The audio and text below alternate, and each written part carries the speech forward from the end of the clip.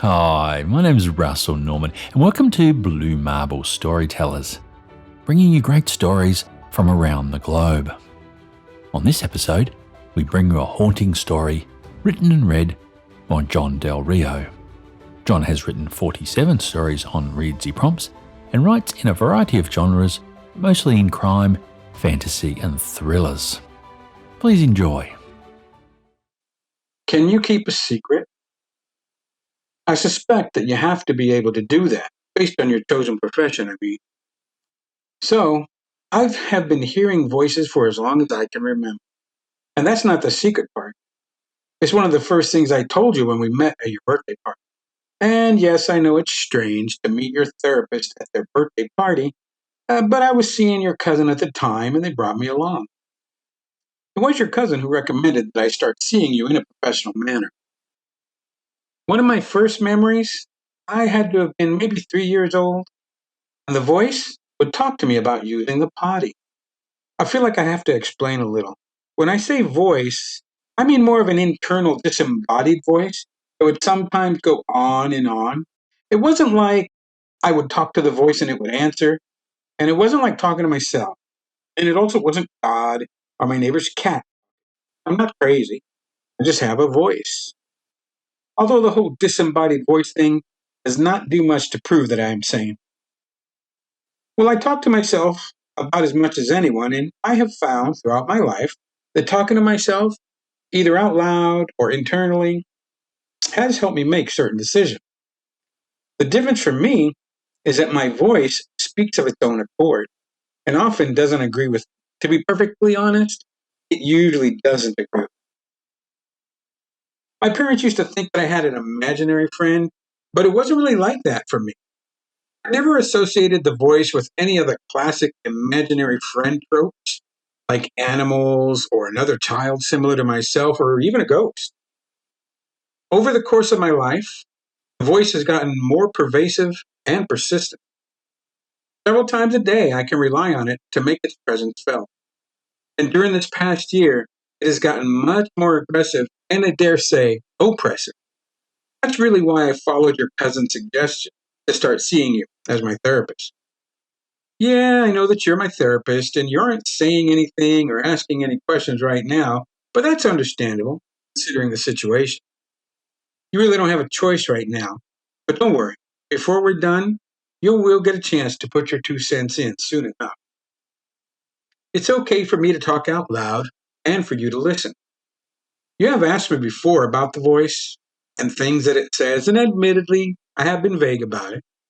It's just that the voice has been a part of me for so long, it's one thing that is mine alone, and I don't like to share it. My parents, they made me feel off because of the voice after they realized that it wasn't an imaginary friend, but that their child had something wrong with them.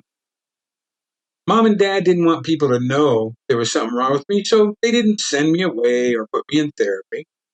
Anytime I told them about the voice, they would tell me it was just my imagination running away with me.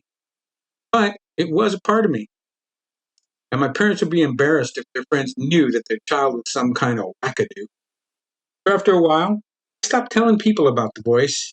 It was still there, always chatting, spouting off nonsense and or wisdom, depending on your point of view, about how I should be living. The voice has been getting progressively worse over the past year, and that's what convinced me to listen to your cousin and take you on as my therapist. Our sessions have been interesting and very therapeutic. That makes perfect sense, you being a therapist and all. I know you tried a variety of things. Hypnotherapy was interesting, but I never really was able to go under, so that therapeutic tactic didn't work. Regression therapy didn't do anything for me either. I apparently have only ever been me. I don't know if that disappoints me or not. I always thought it was funny that people claim to be someone famous or infamous in their past lives. Why can't just one person have been a nameless milkmaid or a common chimney sweep or something else mundane? You told me that you're not a big fan of medication, but you do admit that some courses of treatment are definitely, I think, efficacious was the word you used. When you started having me try different types of medication, I figured, what the hell? Couldn't hurt, right? Although, of course, I guess it could hurt, but the voice just wouldn't stop butting in more and more.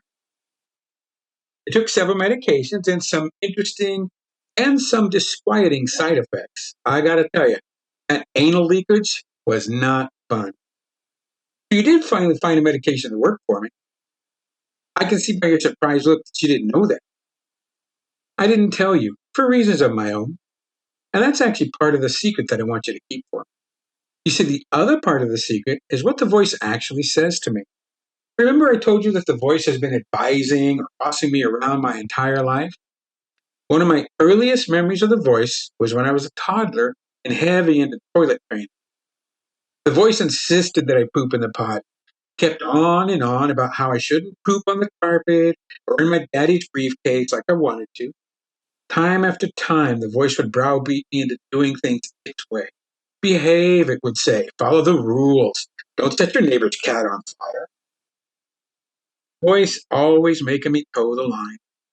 After puberty, the voice really got bossy. Don't shit on your neighbor's lawn. Don't put sugar in your English teacher's gas tank, no matter how much you didn't like to quit. Now, you haven't had much to say because I have you bound and gagged after all, so that's no surprise. I am going to take out your gag now so we can talk some more. You see, the voice has been gone for the last few weeks. One of the last things the voice insisted was I not kill and eat your receptionists. Have you noticed that they have not come into work or called for a few days? I need to know if you can keep a secret. Your receptionist was delicious.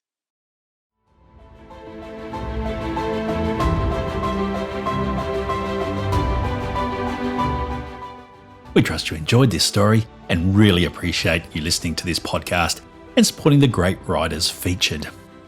To further support the writers, we would also like to encourage you to share the links to this podcast far and wide.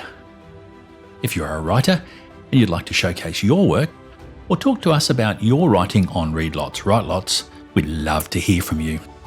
Please get in touch with us by sending an email to russell@bmpublish.com.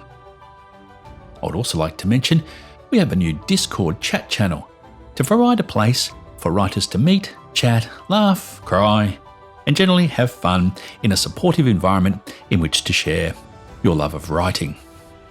If you'd like to join our chat, you can find the details on our websites readlotswritelots.com and bluemarble.storytellers.com. Before I go, I'd also like to mention we have recently uploaded our entire back catalogue of stories to the Blue Marble Storytellers YouTube channel, so you can find the full list of great stories there as well as on the podcast channels. Well, that's it for this episode. So on behalf of Deidre and myself, till next time, thanks for listening and bye for now.